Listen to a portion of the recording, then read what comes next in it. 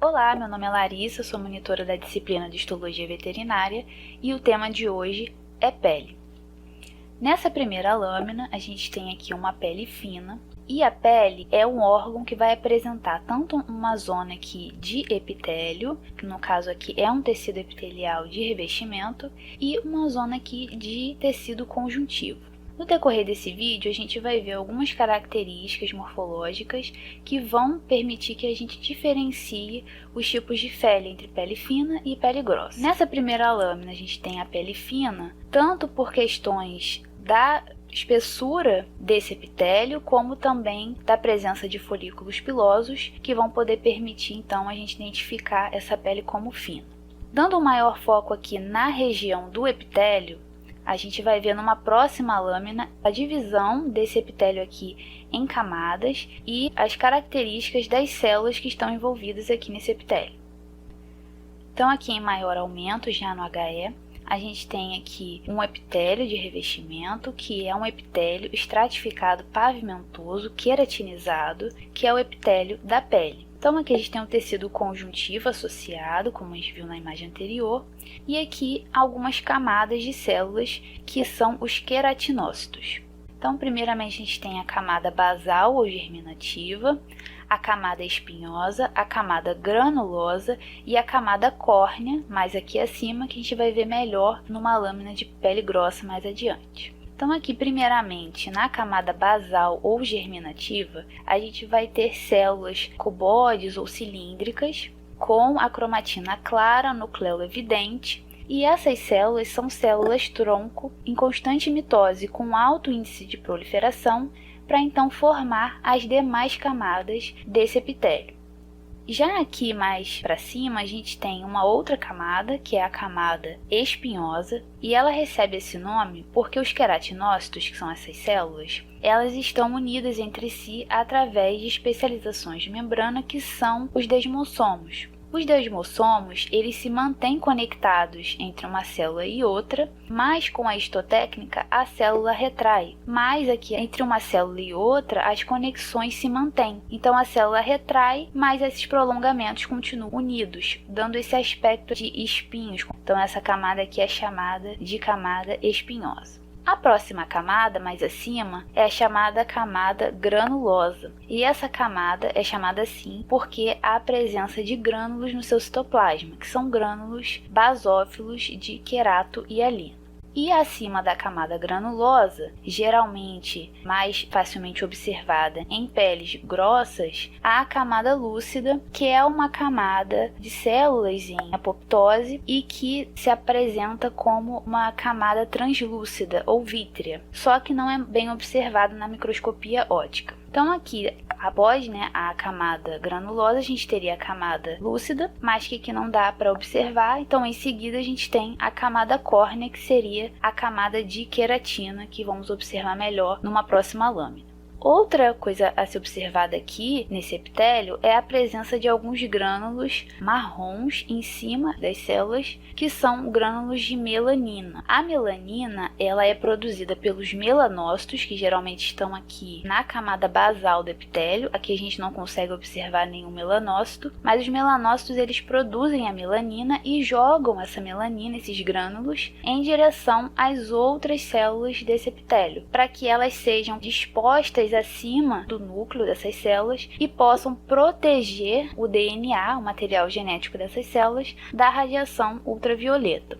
Então aqui dá para ver melhor esses grânulos de melanina dispostos como se fosse um capuz em cima do material genético, sendo produzidos então pelos melanócitos que vão estar na camada basal do epitélio.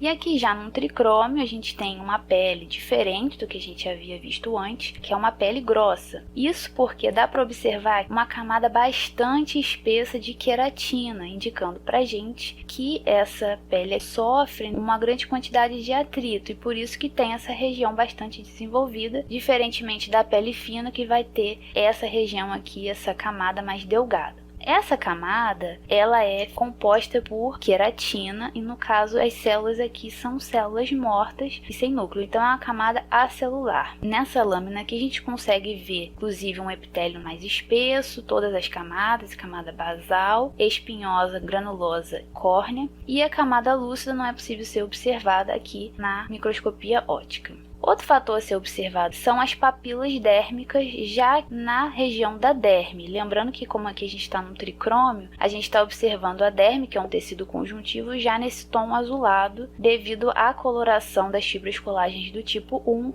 em um azul esverdeado pelo tricrômio. Então, aqui a gente tem na derme a formação de certas projeções em direção ao epitélio, que são chamadas de papilas dérmicas. Essas papilas aqui, nessa região da derme, é chamada de derme papilar e dá para ver que tem uma maior quantidade de células nessa região. Então, aqui a gente pode dizer que tem um tecido conjuntivo do tipo frouxo, no caso aqui da derme papilar. E mais abaixo a gente já consegue ver uma menor quantidade de núcleos de células e maior quantidade de fibras, no caso fibras sem uma organização aparente. Então aqui a gente já tem um tecido conjuntivo do tipo denso, não modelado, e aqui a gente já chama de derme reticular. Então aqui abaixo do epitélio, associado a esse epitélio, a gente tem um tecido conjuntivo que é a derme, que é subdividido na derme papilar e na derme reticular. Lembrando que a pele grossa, justamente pela grande quantidade de atrito que ela sofre, além da camada córnea bastante desenvolvida, essa camada de queratina, a gente também tem papilas mais bem desenvolvidas para que tenha uma certa aderência dessa derme com a epiderme e que permita que a pele seja mais resistente a esses atritos aos quais estão sujeitas. Então, voltando à primeira lâmina que a gente viu nesse vídeo, dá para ver a diferença da lâmina anterior, que era uma lâmina de pele grossa, e aqui uma lâmina de pele fina. Isso dá para ser identificado tanto pela espessura menor do epitélio, ou seja, há um menor número de camadas de células nesse epitélio, que é um epitélio estratificado pavimentoso queratinizado, tanto a pele fina como a pele grossa são queratinizados, e dá para ver aqui que a camada de queratina da pele fina ela é uma camada bem mais delgada do que da pele grossa. Além disso, uma outra estrutura que vai permitir distinguir essa pele fina da pele grossa é a presença dos folículos pilosos, alguns aqui em corte transversal e outros já em corte longitudinal. Esses folículos pilosos vão dizer pra gente que essa pele é fina, mas não necessariamente, se uma pele não tiver o folículo piloso, quer dizer que ela seja uma pele grossa. Inclusive, a pele fina ela pode ter ou não folículos pilosos. Já a pele grossa, ela obrigatoriamente não possui esses folículos. Então, a partir do momento que a gente vê o folículo piloso, a gente já pode garantir que é uma pele do tipo fina e, inclusive, associando essa informação com o epitélio mais delgado e também a camada mais delgada de queratina aqui na camada córnea.